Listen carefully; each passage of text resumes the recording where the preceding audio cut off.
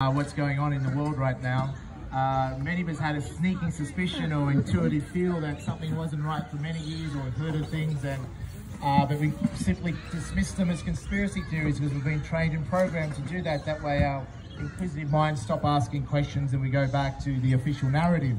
But there's been certain events over the last 10, 20 years that have started to open many of us up. But I would dare say, and I'm sure you'd agree with me, in 2020, I've never observed such a mass awakening of the human spirit and the human brain to really what the hell is going on in this world. Who would agree with that, by the way? So even though we have faced many challenges, what is great is that more and more people are becoming awake. I used to say maybe 10-15% of Australians or people in the world were awake and realised the mainstream media is predominantly propaganda. It's a false narrative to deceive and mislead people. I would dare say I feel at least 40% of Australians are awake right now, and which is awesome effort. Woo! We just need to hit the tipping point, that 50, 55, 60%. And we're so close to that. That's when we can have a revolution. That's when we can have a new world order, but a new world order that we want, that serves the people. A new world order, not what they think they're going to get, but what this world deserves. So even though we are going to go through, I would dare say the world for the next coming months is going to probably go through very uncertain times and more difficult times. If we're successful, if the forces of good, of you and I, are able to defeat effectively the evil in the world, then on the other side of this is an amazing chance to have the world the way we always dreamt it could be. Nature that is, full of abundance. Where we can be, we don't have to fight against nature, we can be one with nature, and we can have the world, we can have prosperity for everyone. No one should live in poverty. No skimming of the financial system into elite bankers that have too much power, and elite families that can have too much influence over our so-called democratic institutions. That is the good thing, so it's worth the fight, would you agree? And that's important in these times that unfortunately probably get darker times and scary and uncertain. We must stay focused on what is the end goal. The vision that we can have for our own individual lives and our family and our grandchildren, but the vision we can collectively have on this universal plane, the time that we are here. And that's what it takes ultimately to have that, is a lot of people in our past gave up their life for us to enjoy many freedoms. Unfortunately, too many Australians have taken for granted. Is that true? Yeah. And today we have so many freedoms, but many of them have been taken away, but many people are asleep to that. And we don't want to repeat what unfortunately some sections of society in the past have woke up and realised it's too late. They have no ability to defend themselves, and their governments did turn on them. They never thought the governments would turn on them. They never thought the governments would hurt them. But history has shown that not to be true. So we are entitled to ask questions, fellow Australians, fellow Kiwis, and we should be asking and demanding those questions of our governments, particularly our state governments that seem to be in control of our country right now, when you assume the federal government should be. The lack of transparency. It doesn't take an overly intelligent person to figure out that this is not about a virus. Is it true? Yeah. I'm not suggesting it's not deadly and people are not dying. Yes, people are dying. Exactly what of, we don't know. Okay, some of them no doubt from the coronavirus. Many we know is true are not from the coronavirus. The deaths are heavily inflated. We must ask, why are they inflating the deaths?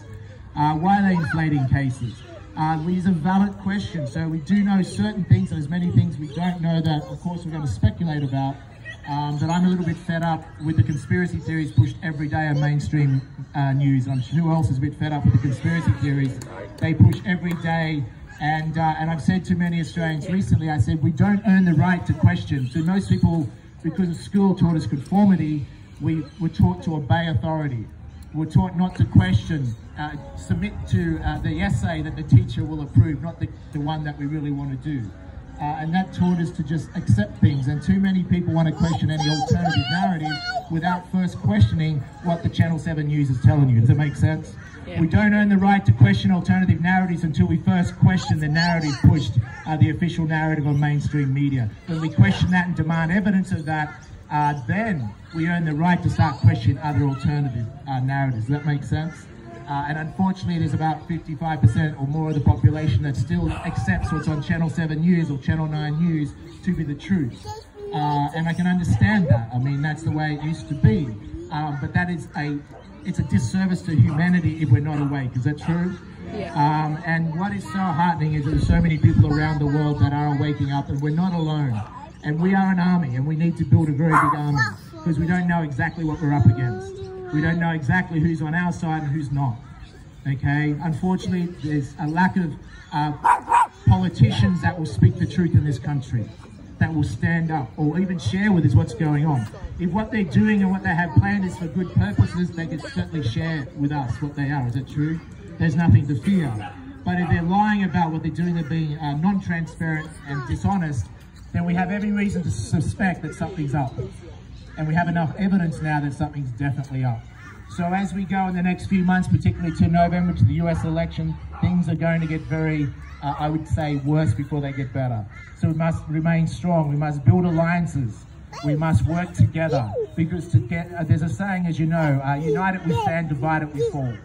And this is key. They're going to continually try and divide us. Wear a mask, don't wear a mask. Vaccinate, don't vaccinate. Black lives matter, all lives matter. There continue ways to divide us. You know, Labour, Liberal, Democrat, Republican. Division, the art of war is to divide to conquer. So we must fight that back. And yes, a civil society should be able to argue with each other in a civil way. Is that true? And I encourage civil debate. I put up $1 million challenge last week to challenge any Australian politician, any TV journalist or media presenter in this country to prove to us the COVID deaths are not inflated. I put up $1 million to bet one of my farms, real money, real assets, for them to challenge that. Because I call bullshit on the bullshit they've been feeding us in Australia. Does that make sense? Yeah. And you have every right to call bullshit as well. And by calling bullshit doesn't mean you're a conspiracy theorist. The conspiracy theorists are mainstream media. They're pushing conspiracies without facts. Yeah. And you have every right to demand that and ask those questions and educate your friends, etc. If you're worried about sharing on Facebook and speaking about the truth because your friends might laugh at you or something, get new friends. Does it make sense? Yeah. Yeah. The world changes by people being courageous. Each and every one of us here today and those watching it around Australia, New Zealand, around the world, history will judge each and every one of us. Does it make sense? No one escapes that. And we will be judged by even our children, our grandchildren, look back at these times in 2020. What did we do? What did we do? Did we speak up? Or did we remain silent? The deep state has found us. Now to the people. Are we back? Are we back?